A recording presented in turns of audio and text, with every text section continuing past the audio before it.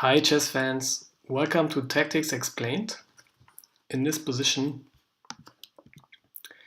white to move, and we start off with a simple example. Pause your video and find this best move for white. Okay, what are the motives in this position? The black king is under attack. All the squares f6, d6, d7, d8, e8, f8 are taken and attacked by white's pieces.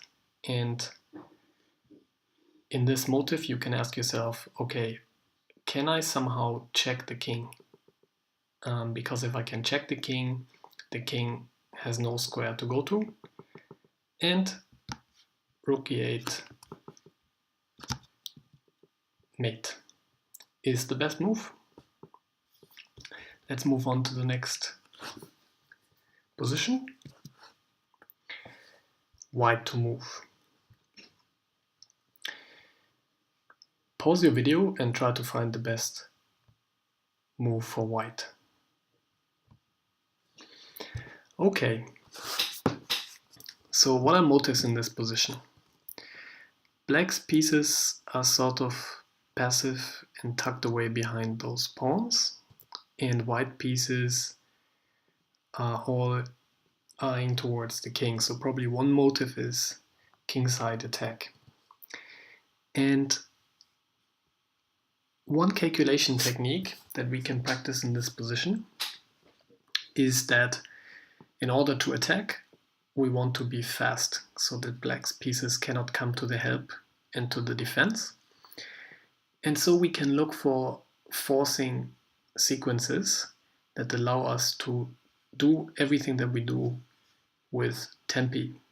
So with that in mind, the first candidate move we always want to look at in a position like this is any check.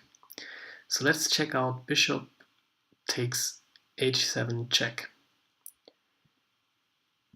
And this is where you want to start calculating. Okay, so what if king takes? What check do we have? Queen h5 check. King to g8 only move. And how can we continue now? Pressing. Bishop takes g7, threatening mate on h8, and if king takes, queen g4 check. Again, we always look for checks. And if king f6, queen g5 mate. So the king has to move on the h file. And now we activate the last piece in the attack, rook d3, threatening rook h3 mate, and there's nothing that black can do against this. So the motive in this position here is really dominance and speed. So white has a lot of pieces to bring into the attack, and we can calculate the forcing moves and see if it works. Because white can just sacrifice the two bishops for the pawns and give a mate. Another calculation technique that is helpful in a position like this is also, rather than calculating the variation, is the technique of visualization. So if you imagine those two bishops were gone and those two pawns were gone, you can maybe see that, okay, so imagine those two pawns are not here and those two bishops are not here. Queen g5 gives check, and the king has to move over here, and then rook d3 creates the threat of mate. So without even calculating, you know, okay, I can visualize that these two pawns are gone. What could I do in this moment? And once you know, okay, so let's imagine for a second those pieces were gone. If that works, then you can see, okay, is there maybe a variation that I can reach this position where the pawns are gone and the bishop is gone. And this calculation technique helps you to shortcut your calculations, and it's called visualization. Okay, let's move to the next position. Black to move. Pause your video for training question number 3. find the best move for black.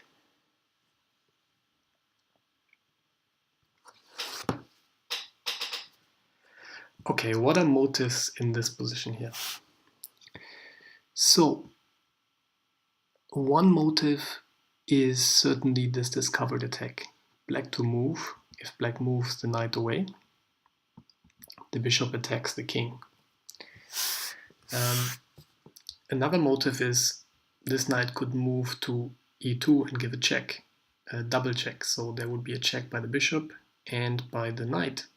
And so if the bishop was not here for a discovered attack, this knight could be taken by the bishop, but because it's a double attack, it cannot be taken. Okay, and then we also have this pawn here taking away the g3 square from the king. And there's this rook down here on a8. So if we somehow, we could swing in the rook here for a check, so we can always look for checks. So that's certainly in any way a candidate move. But there's also the motive of the rook check in combination with the king maybe not having any moves to go to. And so the strongest move is knight to e3, because it makes use of all those motives. There's a discovered attack, so the king has to move, so it's a forcing line.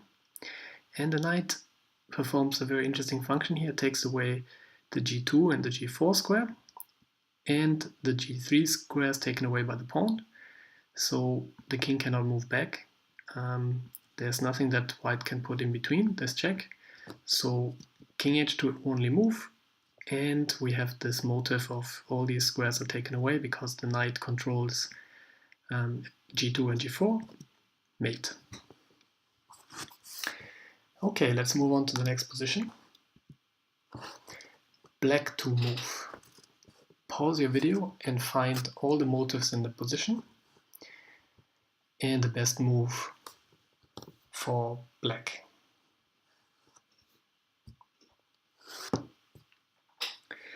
Okay, let's have a look at the motives in this position. So it's always good to start by looking at checks and pieces close to the king. So this knight here can give a check on g3, and this queen here can give a check on d1 and on h3. Okay, so those are the checks.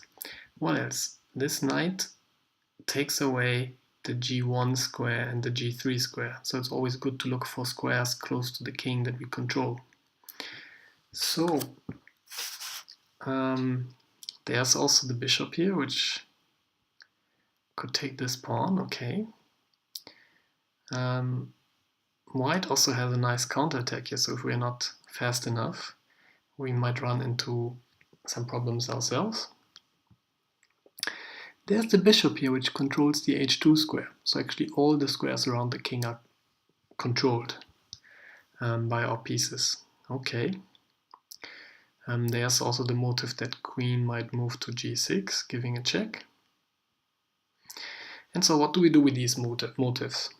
So basically all of those moves are candidate moves, and we can check them one after the other.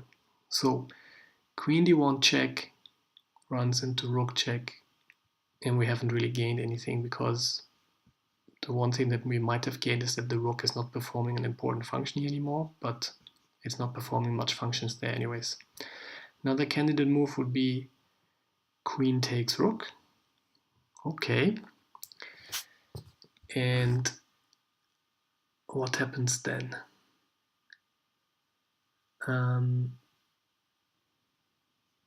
Queen takes queen.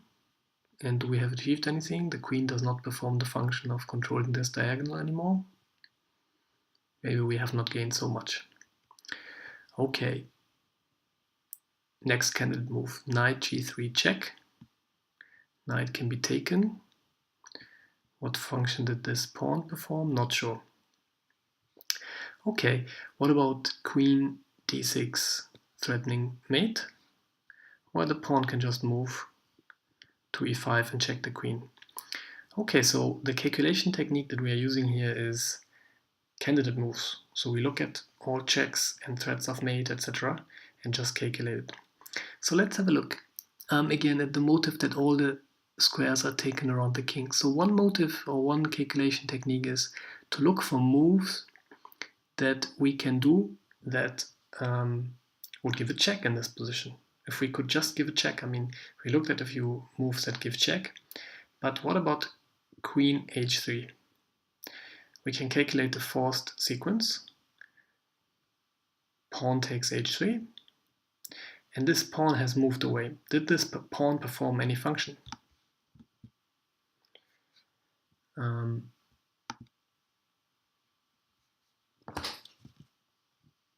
Did this pawn perform any function? Yes, it protected the king from the diagonal, and we have the resource bishop e5, check, and mate. Okay, so how did we get to this? We saw that all the squares around the king are controlled by pieces, by the bishop and by the knight, and we looked for a check. And then we realized, okay, g takes h is the only move, and then we were thinking, okay, the piece that moved, what function did this piece perform? And we realized that, okay, we have this check and mate. Okay, there's actually another solution to this exercise as well. We were thinking about the motive of giving check. So we saw that queen takes rook b1 didn't work because queen takes. But can we somehow overload this queen? Because this queen is performing the function of protecting the rook. Visualization, let's imagine this queen was not there. We could give a mate right away. So can we do something about this?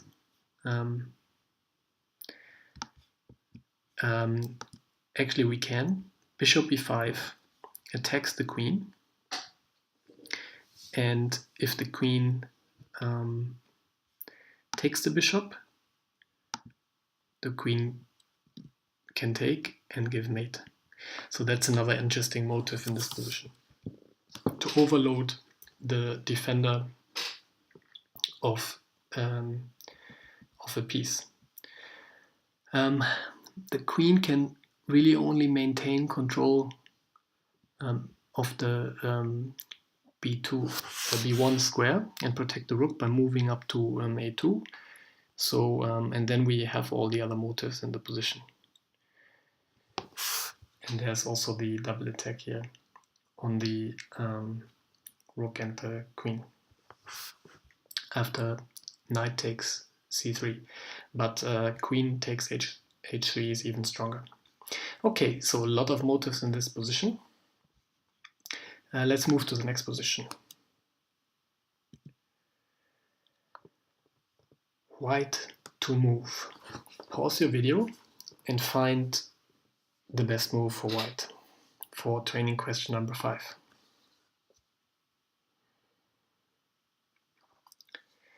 Okay, so what are motives in this position? Again, we have the king and a lot of squares around the king being exposed. So the bishop controls the g6 and the h7 square, and we have the queen, the knight, and the bishop all eyeing towards the king. So we had this in the videos before as well. Again, a calculation technique is the idea of visualization. Let's imagine a few things. Let's imagine these pawns were not there, and maybe even this queen was not there. I mean, I can crush in here and sacrifice the queen and maybe get rid of these pawns. So let's imagine the queen was not there and the pawns were not there, and white is to move. What could white do? Well, first of all, if this pawn was not there, there is a discovered attack of the bishop on the king. So if I move this knight anywhere, I give a check on the king, and because this bishop controls g6 and h7, the only move would be king to g8. So if the knight could jump here, it would actually give a mate on the king. So one thing that we could imagine, if these pawns were not there, maybe the knight moves here and then gives a check, but then the king can escape to f7. So what we need to control those two squares. And one way to do that would be with a knight here on h6. And so the motive of giving a mate together with two bishops and the knight, together with the motive of sacrificing the queen and visualization that these two pawns are not there, bring us to the solution. Queen takes h6, g takes. Now the pawns are not there anymore. And now we can think about the winning combination. And there are two ways to get the knight to h6. One is knight to g4, check, and if the king moves to g8, knight h6, mate. The knight attacks the king on g8 and protects and controls the f7 square, so the king cannot run away. Okay, one important calculation technique is paying attention to the opponent's possibilities. So if knight g4, what resources does black have other than moving the king to g8? Is there any move that black could do to stop this check? Well, actually there are a number of moves. The knight could jump in here, blockading this diagonal. Maybe the best would be even to push the pawn forward. So actually knight g4 would run into d4, blockading the attack, and we have sacrificed a queen for nothing. But there's also another way for the knight to reach h6, and this is knight to f7 check. And now there's there's another important motive, double check, because now black, if it was only checked by the knight, the rook could take the knight, and if it was checked by the bishop, we could blockade this diagonal. But the nice thing about the double check is you can do crazy things, and black does have no resources other than moving the king, which is exactly our purpose here, to reach our mating motive. So motives in this position: double check, the mating motive with the two bishops and the knight, and the visualization to see, okay, what would be happening if those two pawns were not there and the queen was not there. Thank you very much, and I hope you learned a lot from these exercises.